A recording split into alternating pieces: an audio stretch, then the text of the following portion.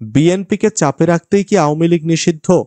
অন্তর্বর্তী সরকার ও এনসিপির পরিকল্পনা বাস্তবায়নের পথে প্রধান বাধা যেহেতু বিএনপি, অতএব তাদেরকে আরো বেশি চাপে ফেলার জন্যই আওয়ামী লীগকে নিষিদ্ধ করা হলো কিনা সেই প্রশ্ন অনেকের মনেই আছে। আওয়ামী লীগের রাজনীতি নিষিদ্ধের বিষয়ে বিএনপি শুরু থেকেই মধ্যপন্থা অবলম্বন করেছে, অর্থাৎ তারা জুলাই অভ্যুত্থানে গণহত্যার সঙ্গে যুক্ত আওয়ামী লীগের নেতাদের বিচারের দাবি জানালেও সরকারি প্রজ্ঞাপন বা পরিপত্র জারির মধ্য দিয়ে আওয়ামী লীগ নিষিদ্ধের পক্ষে ছিলেন না। তবে তারা মনে করেন যদি ট্রাইব্যুনালের কোনো রায় বা পর্যবেক্ষণের আলোকে দল হিসেবে আওয়ামী লীগকে নিষিদ্ধ করা হয় তাতে তাদের আপত্তি নেই। ফলে এনসিপির নেতৃত্বে গড়ে ওঠা আন্দোলন ও আলটিমেটামের মুখে সরকারি পরিপত্র জারির মাধ্যমে আওয়ামী লীগের কার্যক্রম নিষিদ্ধ করার মধ্য দিয়ে অন্তর্বর্তী সরকার এবং তাদের প্রধান স্টেক হোল্ডাররা বিএনপিকে এমন একটি বার্তা হয়তো দিতে চাইল যে তারা যা বলবে ও যেভাবে চাইবে সবকিছু সেভাবেই হবে। যেহেতু অভ্যুত্থানের মুখে আওয়ামী লীগের পতনের পরে সরকারের সামনে এখন একমাত্র বা প্রধান অন্তরায় হচ্ছে বিএনপি, যারা দ্রুত নির্বাচনের মধ্য দিয়ে নির্বাচিত সরকারের হাতে ক্ষমতা হস্তান্তরের দাবি জানাচ্ছে। অন্তর্বর্তী সরকার ও এনসিপি যে দ্রুত নির্বাচন চায় না সেটি এরই মধ্যে নানা ঘটনা এবং সরকারের বডি ল্যাঙ্গুয়েজে স্পষ্ট হয়েছে। সুতরাং তাদের এই পরিকল্পনা বাস্তবায়নের পথে প্রধান বাধা যেহেতু বিএনপি, অতএব তাদেরকে আরো বেশি চাপে ফেলার জন্যই এই প্রক্রিয়ায় আওয়ামী লীগকে নিষিদ্ধ করা হলো কিনা সেই প্রশ্ন অনেকের মনেই আছে। তবে আওয়ামী লীগকে নিষিদ্ধ করার কোনো পরিকল্পনা সরকারের নেই। স্বয়ং সরকার প্রধানকে এই কথা থেকেই যেখানে সরে আসতে হয়েছে, সেখানে তিনি যে বারবার বলছেন আগামী ডিসেম্বর থেকে 2026 সালের জুলাইয়ের মধ্যে নির্বাচন হবে, সেই প্রতিশ্রুতিও তিনি রাখতে পারবেন কিনা সেটি এখন বড় প্রশ্ন। কেননা বিএনপি ও তার শরিকরা ওই সময়ের মধ্যে নির্বাচনের চাপ দিলেও এনসিপি ও জামায়াত সহ আরো কিছু দল যদি সরকারের উপর অন্য কোনো ইস্যু নিয়ে চাপ দেয় এবং কাঙ্ক্ষিত সংস্কার ও অন্যান্য দাবি পূরণের আগ পর্যন্ত কোনো নির্বাচন হবে না বলে আলটিমেটাম দেয়, সরকার তখন কি করবে বা করতে পারবে? যুদ্ধাপরাধের সহযোগীদের ক্ষমা চাইতে হবে, যা বললেন মাহফুজ আলম। ৭১-এর প্রশ্ন মীমাংসা করতেই হবে এবং যুদ্ধাপরাধের সহযোগীদের ক্ষমা চাইতে বলেছেন তথ্য উপদেষ্টা মাহফুজ আলম। শনিবার দিনগত রাতে দুটি কথা শিরোনামে দেওয়া ফেসবুক পোস্টে তিনি এই দাবি জানান। মাহফুজ আলম তার ফেসবুকে লেখেন, ৭১-এর প্রশ্ন মীমাংসা করতেই হবে, যুদ্ধাপরাধের সহযোগীদের ক্ষমা চাইতেই হবে। বাংলাদেশের রাজনীতি করতে হলে পাকিস্তান পন্থা বাদ দিতে হবে। পাকিস্তান এদেশে গণহত্যা চালিয়েছে। পাকিস্তান অফিসিয়ালি ক্ষমা চাইলেও তদুপরি আবারও ক্ষমা চাইতে রাজি হলেও যুদ্ধাপরাধের সহযোগীরা এখনো ক্ষমা চায়নি। ইনিয়ে বিনিয়ে গণহত্যার পক্ষে বয়ান উৎপাদন বন্ধ করতে হবে। জুলাইয়ের শক্তির মধ্যে ঢুকে স্যাবোটাজ করা বন্ধ করতে হবে, সাফ দিলে আসতে হবে। দ্বিতীয় কথা প্রসঙ্গে মাহফুজ আলম লেখেন, মুজিববাদী বামদের ক্ষমা নাই। লীগের গুম খুন আর সাপ্লাই মোদি বিরোধী আন্দোলনে হত্যাযজ্ঞের মস্তিষ্ক এরা 36 ডিভিশন। জুলাইয়ের সময় এরা নিকৃষ্ট দালালি করেও এখনো বহাল তবিয়তে আছে।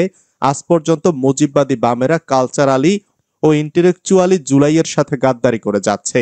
দেশে বসে জুলাইয়ের পক্ষের শক্তির বিরুদ্ধে এরা চক্রান্ত করেই যাচ্ছে। লীগের এ সকল বি টিমও শীঘ্রই পরাজিত হবে। অন্য কারো কাঁধে ভর করে লাভ নেই। জনগণকে সতর্ক থাকার আহ্বান তারেক রহমানের। কেউ যেন ভোটের অধিকার কুক্ষিগত করার ষড়যন্ত্র করতে না পারে সেজন্য জনগণকে সতর্ক থাকার আহ্বান জানিয়েছেন বিএনপির ভারপ্রাপ্ত চেয়ারম্যান তারেক রহমান। তারেক রহমান বলেন, নাগরিকদের প্রত্যক্ষ ভোটের মাধ্যমে বিএনপি দেশে এমন একটি গণতান্ত্রিক সরকার প্রতিষ্ঠিত করতে চায় যে সরকার জনগণের কাছে জবাবদিহি করতে বাধ্য থাকবে। তিনি বলেন, তবে কেউ যেন আমাদের গণতান্ত্রিক রাজনৈতিক অধিকার, ভোটের অধিকার কুক্ষিগত করে রাখার ষড়যন্ত্র করতে না পারে সেজন্য জনগণের দায়বদ্ধ একটি গণতান্ত্রিক সরকার প্রতিষ্ঠিত না হওয়া পর্যন্ত আমরা প্রত্যেকটি মানুষ যে যেখানেই আছি না কেন যে যার অবস্থান থেকে সতর্ক এবং সজাগ থাকতে হবে। আপনাদের সকলের কাছে আমি আজ সেই আহ্বান জানাই। আওয়ামী লীগের কার্যক্রম নিষিদ্ধ, সিদ্ধান্ত দ্রুত বাস্তবায়নের দাবি নাহিদের। আওয়ামী লীগের সব কার্যক্রম নিষিদ্ধের সিদ্ধান্ত নেয় অন্তর্বর্তী সরকারকে সাধুবাদ জানিয়েছেন জাতীয় নাগরিক পার্টির আহ্বায়ক নাহিদ ইসলাম। পাশাপাশি সন্ত্রাস বিরোধী আইনের আওতায় এই নিষিদ্ধ করার সিদ্ধান্ত দ্রুত বাস্তবায়নের আহ্বান জানান তিনি।